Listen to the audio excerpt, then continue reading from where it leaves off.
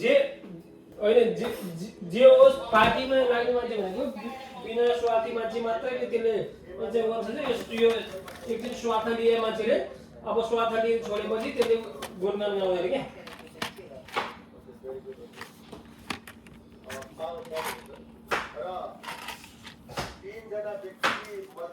होइन म त रुखबाट पनि राम्रा मान्छे